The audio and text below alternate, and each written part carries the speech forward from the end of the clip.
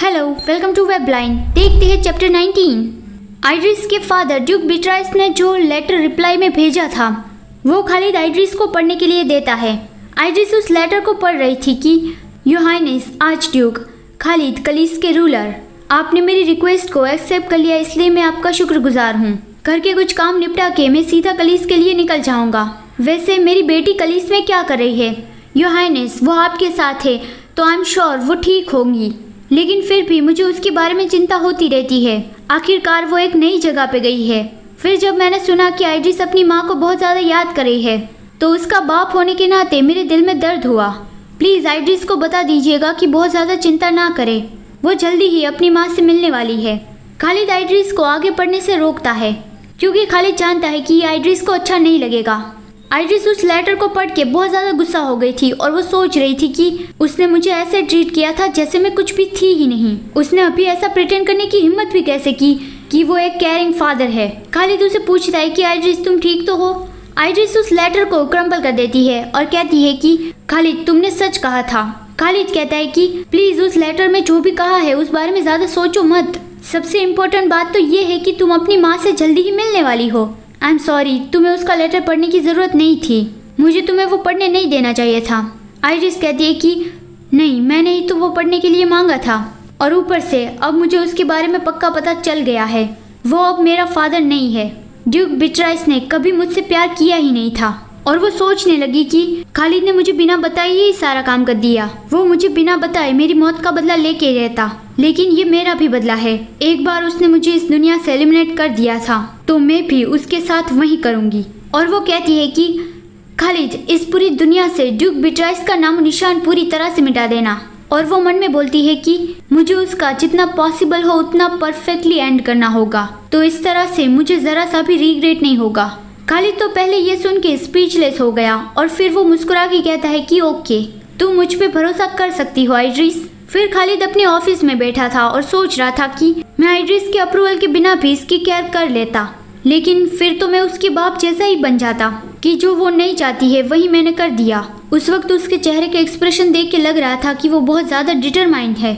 ऐसा लगता है कि ये उसका खुद का फैसला है और अगर इस प्रोसेस में वो हर्ट भी होती है तो वो इससे अपनी पास्ट की बातें भूल पाएंगी, लेकिन ऐसा नहीं होगा और मैं ही ज़बरदस्ती उसे ये करवा रहा हूँगा। तो तभी दरवाज़ा नॉक नॉक होता है।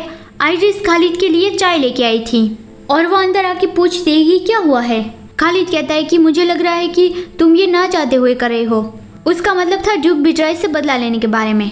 आइड्रिस खालिद के हाथ पे क्रैश करती हुई कहती है कि खालिद तुमने मुझे कहा था ना कि मुझे तुम पे भरोसा करना है, क्योंकि तुम तो मेरी साइड ही रहने वाले हो। मैं झूठ नहीं बोलूँगी, मैं इससे कंफर्टेबल तो नहीं हूँ, लेकिन इसमें तुम्हारी भी तो गलती नहीं है। मैं ऐसा इसलिए फील कर रही हूँ क्योंकि मेरा हार्ट बहुत ज़्यादा सॉफ्ट है। सॉफ्ट हार्ट से उसका मतलब था कि वो किसी को मार नहीं सकती। खालिद उसका हाथ स्क्वीज करता है और कहता है कि तुम्हारे पास एक सॉफ्ट हार्ट है, इसका मतलब है कि तुम एक ह्यूमन हो और इसमें कोई बुरी बात भी नहीं है। आइरिस कहती है कि खालिद ये कहने के लिए थैंक यू सो मच, और इसीलिए ही तो मैं तुम्हारा भरोसा करती हूँ। फिर वो दोनों एक दूसरे की ओर देखने लगे और करीब आने लगे। वो किस करने ही वाले थे, लेकिन तभी ईथन अंदर आ गया तो वो दोनों बहुत ज़्यादा एम्बैरस हो गए। ईथन कहता है कि वो ड्यूक बिट्राइस यहाँ आने वाले हैं तो हमें उसका फाइनेंशियल बजट निकाल लेना चाहिए। आइड्रिस बहुत तेज़ी से भागती हुई चली गई, ये कहती हुई कि मैं अब चलती हूँ, मैंने एल्जा से प्रॉमिस किया था कि हम गार्डन में वॉक के लिए जाएंगे। आइड्रिस के जाने के बाद खालिद बहुत गुस्से से ईथन को कहता है कि तुम सिर्फ फाइनेंशियल प्लान बनाने के लिए यहाँ ऐसे ही घुसाए। ईथन कहता है कि नहीं, ऐसी बात नहीं है, मैं यहाँ आपको ये भी बताने आया था कि ड्यूक बिट्राइस आज सुबह ही अपने घर से निकल चुके हैं। मुझे लगता है कि वो 4 दिनों में यहाँ कलीस में पहुँच जाएंगे। खालिद कहता है कि 4 दिन? तो फिर हमें जल्दी से उस विला की सफाई करवा देनी होगी। ओह, आपका मतलब कि आर्च डचेस की माँ के लिए? वो तो मैंने पहले ही साफ करवा दिया है। आर्च डचेस यानी कि आइड्रिस, आर्च ड्यूक की बीवी को आर्च डचेस कहते हैं। खालिद ने ऑलरेडी ही आइड्रिस की माँ के लिए एक विला को साफ करवा दिया है जहाँ पर आइड्रिस की माँ रहने वाली है। ईथन कहता है कि क्या सारा काम हो जाए उसके बाद मुझे थोड़े दिनों की छुट्टी मिल सकती है? खालिद उसे पूछता है कि किसके लिए? तो ईथन उसे बताता है कि मुझे पता चला है कि एयरबोस ग्रुप कुछ करने वाला है, हमें ऑब्वियसली उस पर नजर रखनी होगी। एयरबोस वही ग्रुप है जो कॉमनर्स से बना हुआ है। वो खालिद को डेविल मानते हैं और उसका अपोज करते हैं, लेकिन खालिद को तो उसके बारे में कोई केयर नहीं थी कि वो लोग कुछ भी नहीं कर सकते। फिर जब ईथन बाहर गया तब आइड्रिस उसे मिलती है। ईथन उसे कहता है कि आप बहुत ज़्यादा अनकंफर्टेबल फील कर रही होंगी, है ना। आइड्रिस कहती है कि हाँ वो पहले था, लेकिन फिर जब खालिद ने मुझे कंसोल किया तो अब मुझे बहुत ज़्यादा बेहतर लग रहा है। ईथन कहता है कि तो फिर मुझे लगता है कि आप बहुत ज़्यादा स्ट्रॉन्ग पर्सन हो। आइड्रिस कहती है कि मैं और स्ट्रॉन्ग, खालिद स्ट्रॉन्ग नहीं है। ईथन कहता है कि हाँ, दुनिया में ऐसे कुछ लोग होते हैं जिसे कंसोल नहीं किया जा सकता। इनफैक्ट अगर उसे कंसोल किया जाए तो वो भी उसे हर्टफुल लगता है।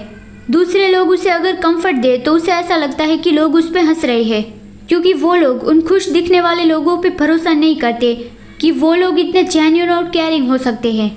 मेरा बस कहने का यही मतलब था कि इस दुनिया में काफ़ी अलग अलग तरह के लोग होते हैं।